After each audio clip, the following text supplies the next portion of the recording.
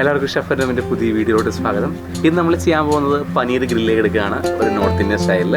അതിന് സൈഡായിട്ട് മിൻ ചട്നി തയ്യാറാക്കാണ്ട് നമ്മൾ ചെറിയ പീസ് ഇഞ്ചി എടുത്തു, ഒരു 3 ചെറിയ പീസ് പച്ചമുളക് എടുത്തു, അതിലേക്ക് ഒരു സവാളയുടെ പകുതി പീസ് എടുത്തു, പുതിന ഇട്ട് കൊടുത്തു, മല്ലിയില ഇട്ട് കൊടുത്തു. ഇങ്ങനെയാണ് നമ്മൾ മിൻ ചട്നിയുടെ ഇൻഗ്രീഡിയൻസ് ഇതിൽ ആദ്യം തന്നെ എടുത്തിരിക്കുന്നത്.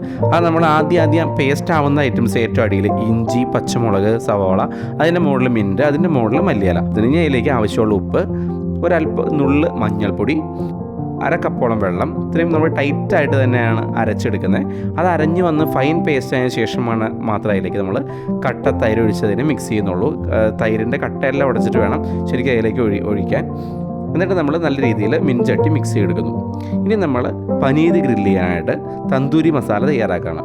അതിനായിട്ട് നമ്മൾ 1 ടേബിൾ സ്പൂൺ കാശ്മീരി മുളക് പൊടി, 1/4 ടേബിൾ സ്പൂൺ മഞ്ഞൾപ്പൊടി, 1/2 ടേബിൾ സ്പൂൺ ഉപ്പ്, മുട്ടയുടെ വെള്ളം എടുക്കുന്നുണ്ട് ഒരല്പം. നമുക്ക് കോട്ടിങ്ങിന് വേണ്ടിയാണ്. പനീർ നമ്മൾ ഫ്രൈ ചെയ്യുമ്പോൾ വിട്ടു പോകാണ്ടിരിക്കാൻ വേണ്ടിയിട്ട് അല്പം മുട്ടയുടെ വെള്ള, 1/2 ടേബിൾ സ്പൂണോളം ജിഞ്ചർ ഗാർലിക് പേസ്റ്റ്, പിന്നെ 3/4 ടേബിൾ സ്പൂണോളം കോൺഫ്ലവർ, ഒരു നുള്ള് കുരുമുളക് പൊടി, ജീരകത്തിൻ്റെ പൊടി, ഗരം മസാല. ഇത്രയാണ് നമ്മൾ എടുത്തിരിക്കുന്ന മസാല. ഇനി ഇതിലേക്ക് ഒരു 1/2 ടേബിൾ സ്പൂണോളം തൈര് ഒഴിച്ച്, ഒട്ടും വെള്ളം ഇല്ലാത്തിരിക്കുന്ന തൈര് നമ്മൾ എടുത്തിട്ടുള്ള ടൈറ്റായിട്ട് തന്നെ തൈര്, അല്പം വെജിറ്റബിൾ ഓയിൽ കൂടി ഒഴിച്ച് കൊടുത്ത് നമ്മളതിനെ മിക്സ് ചെയ്യാണ്. ഇപ്പോൾ നമുക്കിതിൽ ഒലീവ് ഓയിലോ അല്ലെങ്കിൽ ജിഞ്ചർ ഓയിലോ യൂസ് ചെയ്യാൻ പറ്റും.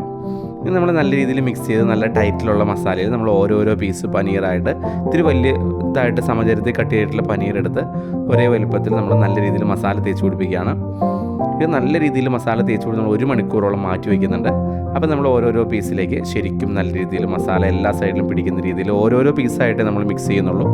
സെപ്പറേറ്റ് ആയിട്ട് തന്നെ നമ്മൾ തേച്ച് പിടിപ്പിച്ച് ബാക്കിയുള്ള മസാല കൂടി ആ പനീറിൻ്റെ മുകളിലെല്ലാം നമ്മൾ നല്ല രീതിയിൽ തടവി കൊടുക്കണം.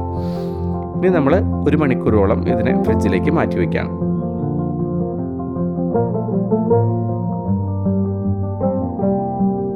അത് റെഡി ആയതിനു ശേഷം നമ്മൾ അല്പം ബട്ടർ ഒഴിച്ച് കൊടുക്കുന്നുണ്ട്. അത് പാനിൽ അടി പിടിക്കാണ്ടിരിക്കാനായിട്ട് അല്പം ഒരു ബട്ടർ. ബാക്കി നമ്മൾ വെജിറ്റബിൾ ഓയിലാണ് ഫ്രൈ ചെയ്യുന്നത്. 1 ടേബിൾ സ്പൂൺ വെജിറ്റബിൾ ഓയിൽ ഒഴിച്ച് കൊടുത്തു. പാൻ നല്ലോണം ചൂടായതിനു ശേഷം മാത്രമാണ് നമ്മൾ അതിലേക്ക് പനീർ ഇട്ട് കൊടുക്കുന്നുള്ളൂ. മസാല നല്ല രീതിയിൽ പിടിച്ച പനീർ പാൻ ചൂടായി വരുമ്പോൾ മാത്രം നമ്മൾ അതിലേക്ക് ഇട്ട് കൊടുക്കുകയാണ്. അതിനായിട്ട് നമ്മൾ ഒരു 10 മിനിറ്റോളം വളരെ സ്ലോ ഫയറിൽ നമ്മൾ ശരിക്കും അഡ്ജസ്റ്റ് ചെയ്യണം. ഒരുപാട് ഇട്ട് കഴിഞ്ഞാൽ അത് കരിഞ്ഞു പോകും. അവിടെ ഉള്ളിൽ ശരിക്കും വേവില്ല. അപ്പോൾ ടൈറ്റ് നമുക്ക് ശരിക്കും മനസ്സിലാവും. അതിൻ്റെ വെള്ളം ഓരോന്നായി ഡ്രൈ ആയി പോണേ. പനീർ ഇപ്പോൾ നല്ല ഫ്രൈ ആയിട്ട് നല്ല ക്രഞ്ചി ആയിട്ട് കിട്ടിയിട്ടുണ്ട്. ഇനി നമ്മൾ മിൻ ചട്നി കൂട്ടി കഴിക്കാൻ നല്ല ടേസ്റ്റാണ് അത്.